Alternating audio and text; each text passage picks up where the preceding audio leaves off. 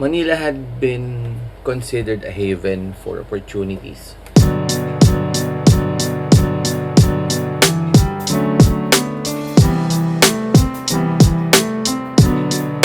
Especially sa mga tao na gustong magtrabaho, magkaroon ng chance para, alam mo yun, mabago yung buhay nila. And it's been considered one of the go-to places if you're looking for work. But I hated it. I hated Manila so much that I tried to work here in Bulacan. Ever since na after ng college, dito ako naghahanap. Dito ako sa Bulacan naghahanap ng trabaho. I wanted it to be just here. Because I don't hate Manila, like hate it, but I hated the long commutes. I hated the noise. I hated the lot of people. I hated that it's like so generic na lahat ng tao nandun. But I had to work. I had to find opportunity for my family. And that's why around 2016, trabaho ko ng Manila as a call center agent. And it was a trap. I've spent, I think, 2 to 3 years in Manila, hopping from one center to another center. And then around 2016 or 2017 that I found out about home-based jobs or work from home or freelancing. I quit my job, started applying, but no avail. Wala akong nakuhang trabaho online. And sadly, I have to go back to Manila to work kasi we don't have savings back then. Kahit naman ngayon, wala akong savings. Pero back then, it was much easier because isa lang ang ako noon and I can still afford to lose a job and to take risk sa mga ganong bagay. So, I started applying but yun nga, minalas tayo, hindi tayo nakakuha ng trabaho agad.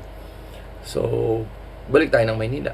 I worked from several centers and then 2018, my second kid was born. And at the same year, nagkasakit siya noon that it's like a whole emergency for the whole family.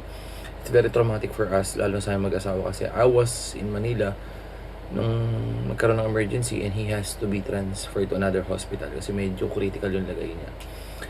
And that's what triggered me to pursue yung freelance or home-based work. It was not easy to go back into applying again since maganda naman yung trabaho ko back then. So I was earning good sa isang center sa Manila, but I wanted to spend a lot of time with my family.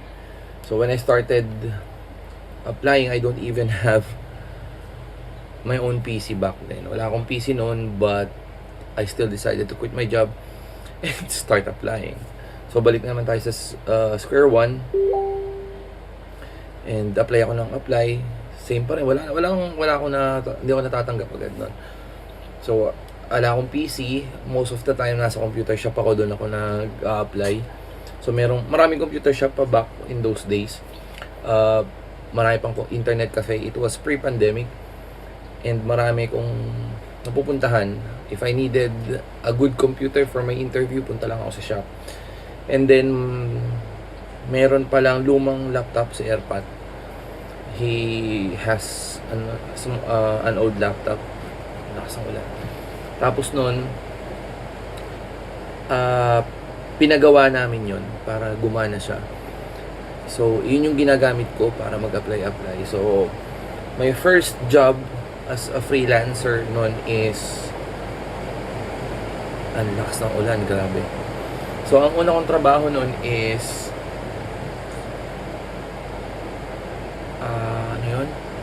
parang assistant ako ng mga it's for a lawn care company kasi sa US may mga company na nag-o-offer ng lawn service. So ako merong akong hawak na mga hardinero ganoon. Tapos pag may mga client na may mga customer na kailangan ng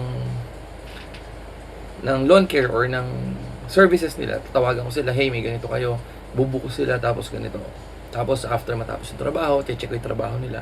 So that was my first job. Kaso nga, ang problema doon is seasonal siya. Wait lang.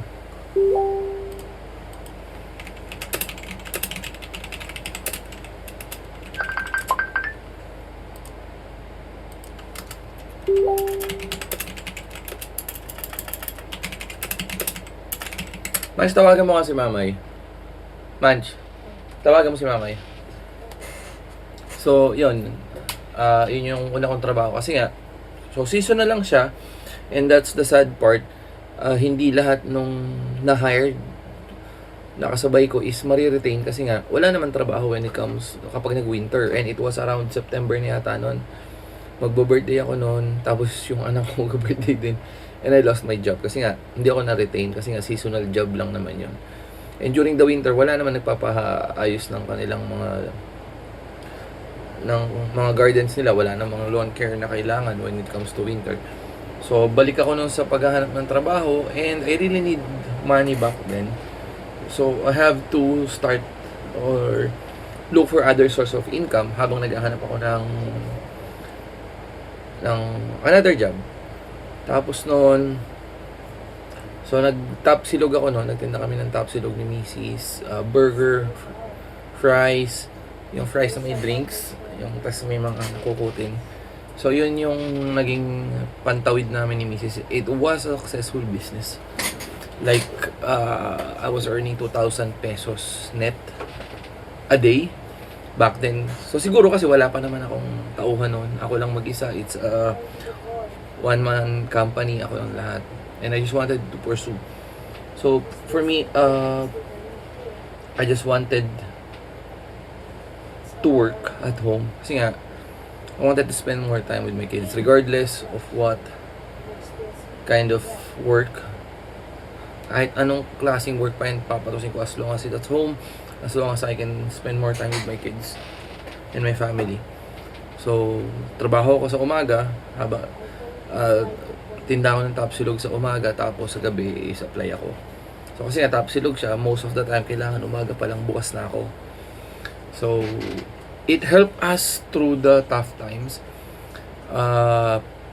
I was able to provide sa mga pangailangan namin, nakakain na kami. Tapos, yun nga, natututo kung mag-apply. So, napansin ko hindi ako natatanggap. Hindi ako gana ng interview. So, I learned a few more things. Nag-aral muna ako ng kung ano-ano online about how to work freelance. How to, alam mo yun, paano talaga magtrabaho as a freelancer. So, yun yung ginawa ko while nag-a-apply ako. And then, I got my first job na talagang full-time. At first, it didn't work because I was an assistant for an accounting firm. Yung CEO is, yun yung boss ko. So, ako yung assistant niya. And it was through an agency, mga kaibigan. The first thing that naging issue doon is yung language barrier. He was based in Taiwan, if I'm not mistaken. So, the whole team is Taiwanese. Hindi sila ganong nag-i-English. So, ako, hindi ko magets gano'n yung mga nangyayari doon sa business. And, hindi nag-work yung trabaho na yon. So, it was also in the same month na nawalan ako ng trabaho around September. So, imagine it was around November, magpapasko, nawalan ako ng trabaho. So, it was a very, very tough time for us. Especially doon sa amin, sa pamilya ko. And then, ganun pa rin, tuloy pa rin yung pagtatapsilog namin ni Mrs. Nagtinda kami. Tapos, nagdagdag kami ng mga kung ano-ano pang pagkain para mas marami pa rin option. And then, yung agency, naging kaibigan ko yung may-ari, yung CEO mismo. So, we've been a good friends ever since ninong siya nung bunso ko. And we've been in communication. So, sabi niya, I don't believe yung client na you're not a good VA. I've seen how you struggle, how you work, how you're how you see yung work ethics mo. I I I trust you, and I saw something na it's not you dun sa sitwasyon, and he gave me another chance na makapagtrabaho home-based. Ang naging trabaho ko noon is for a mobile app company. It was his best friend. So, ganun yung tiwala niya sa akin na binigay niya ako doon sa best friend niya for CS ang naging trabaho ko noon, customer service. Doon sa company nila, it was a mobile app building company. It was around December of 2018. Tapos 2019 nag-lockdown na, 'di ba? Nagkaroon ng tama ba, nanay?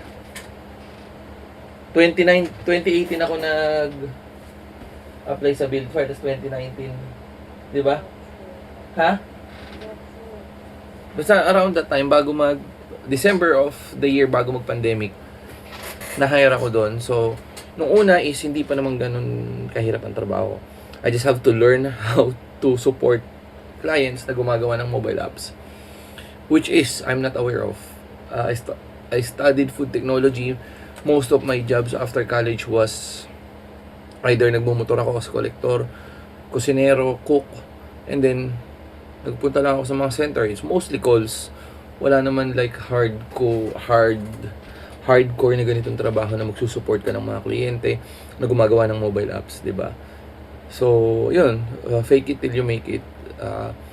They gave me a few things to learn para makapag-support and to understand yung paggawa ng mobile apps.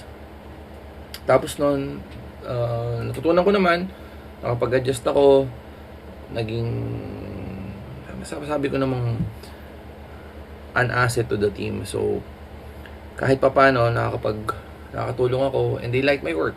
And they decided to keep me for 3 years, if I'm not mistaken.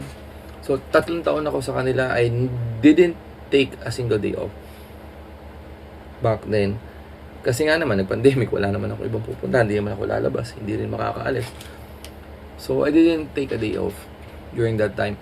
Kapag may duty na holiday, pinapasukan ko yon. Pasko, bagong taon, nagtatrabaho ako noon. Kasi nga, it was all hustle. I just wanted to provide for my family. Gusto ko talaga yung ganun. I was not hesitant sa mga ganong task. Kasi ang goal ko noon is to be able to work at home. And imagine, sobrang bagal pa ng PC ko kasi luma. And after, I think 8 months into the job, nakabili na ako ng PC. Ito, yung ginagamit ko siya ngayon. Ito na siya, yung main PC ko na pinagtatrabaho. And that's how I get into this kind of setup. Tapos nakita ko nga na talagang ano pala siya, talagang life-changing pala yung ganitong trabaho.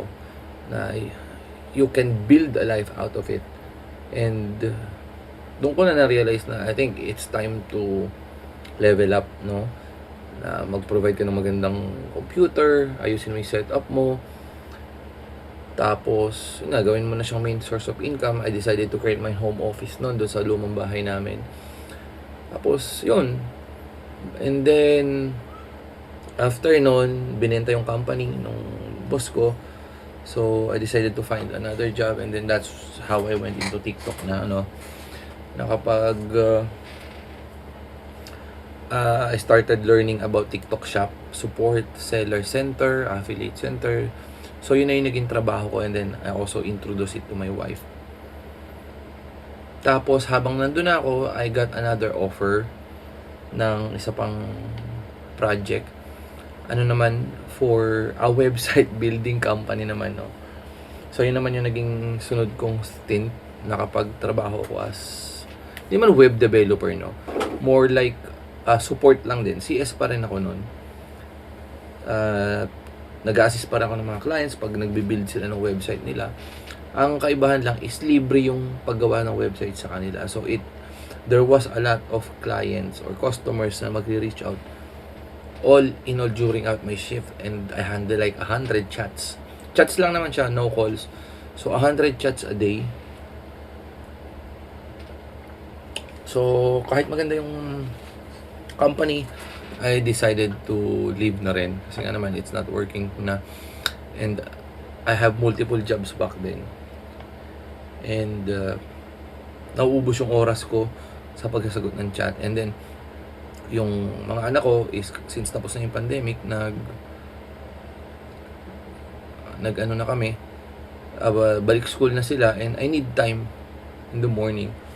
And kung yun nga, pag CS ka, hindi ka nang pwede makaalis, diba? So yun, focus ako ng TikTok shop, TikTok Seller Center, naging TikTok affiliate manager ako. Doon ako nag-focus kasi nga, maluwag yung oras doon. Once you're done with your task, you're good na. You just have to monitor yung mga nangyayari with the account, and that's it.